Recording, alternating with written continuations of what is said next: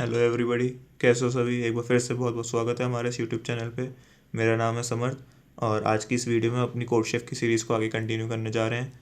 ये हमारी सीरीज़ की 15th वीडियो होने जा रही है। अगर पहले की वीडियोस नहीं देखी हो तो जाके चेक करना और पसंद आए तो लाइक करो, चैनल को शेयर करो, सब्सक्राइब करना।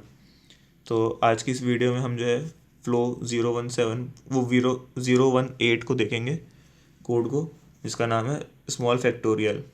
ये भी एक हमारी बेसिक प्रॉब्लम होने जा रही है। तो चलो सबसे पहले इसके प्रॉब्लम स्टेटमेंट को देखते हैं।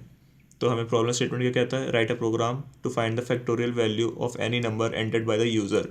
क्या करना है कि हमें एक प्रोग्राम लिखना है जिसमें हमको फैक्टोरियल वैल्यू निकालनी होगी कोई भी नंबर की जो यूज़र हमको एंटर करेगा, इनपुट में देगा। अब इसका इनपुट फॉर्मेट देखते हैं। तो इनपुट फॉर्मेट कहता है the first line contains an integer T, total number of test cases as usual, then T line follow, each line contains an integer T N. मतलब कि हमको हमेशा की तरह एक टी दे रखा होगा जो कि total number of test cases होंगे, और एक इंटीजर की वैल्यू दे रखी होगी एन। उसको जो है हमें फैक्टोरियल निकालना होगा।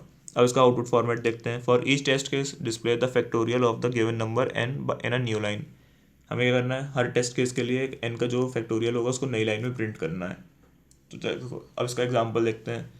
ये हमारा जो 3 है ये हमारा हो गया total number of test cases T. अब ये हमारा पहला टेस्ट केस, ये दूसरा टेस्ट केस और ये तीसरा टेस्ट केस। अब हमको उसको 3 का फैक्टोरियल क्या होता है, 3 का फैक्टोरियल हुआ 3 × 2 × 1, तो वो क्या हो गया 6।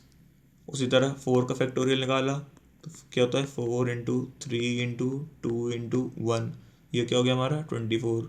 फिर 5 का फैक्टोरियल क्या होता है 5 × 4 20 × 3 60 × 2 120 × 1 120 हो गया, सिंपल।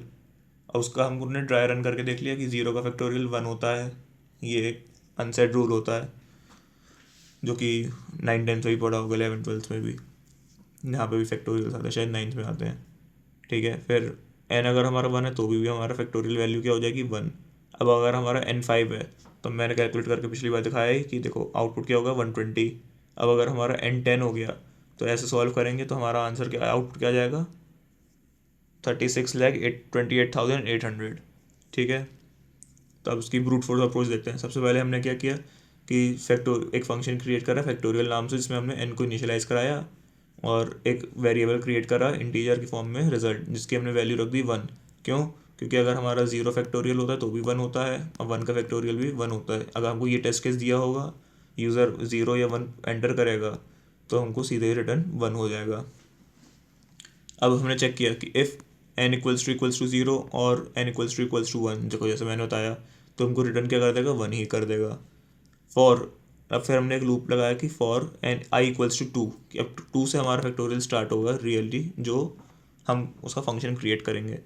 वो कब तक चलता रहे, जब तक हमारी n ना पहुंच जाए तब तक ये चलता रहे, और i ++ होती रहे और रिजल्ट क्या करे, मल्टीप्लाई करते रहे i की वैल्यू से।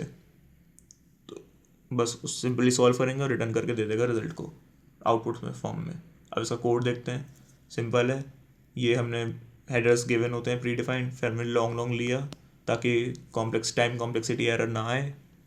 ठीक है, फिर हमने एक फैक्ट नाम का फैक्ट वो बनाया फंक्शन, इंटीजर n लिया उसमें, और फिर चेक किया कि अगर हमारा n जो है वो 0 या 1 है, इसलिए तो वो रिटर्न कर देगा 1, इसलिए हमने क्या किया n <= 1।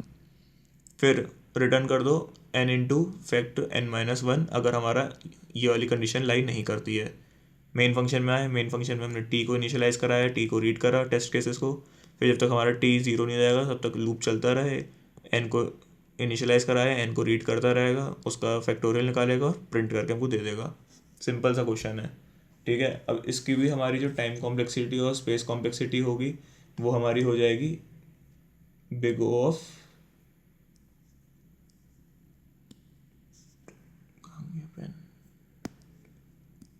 टाइम कॉम्प्लेक्सिटी भी हो जाएगी हमारी बिग O ऑफ n हो जाएगी इसमें, और स्पेस कॉम्प्लेक्सिटी हमारी क्या हो जाएगी बिग O ऑफ 1। ठीक है, कोई भी दिक्कत हुई हो तो कमेंट में मेंशन कर देना, सॉल्यूशन उसका बता दूंगा, समझा दूंगा। Till then keep learning, keep coding.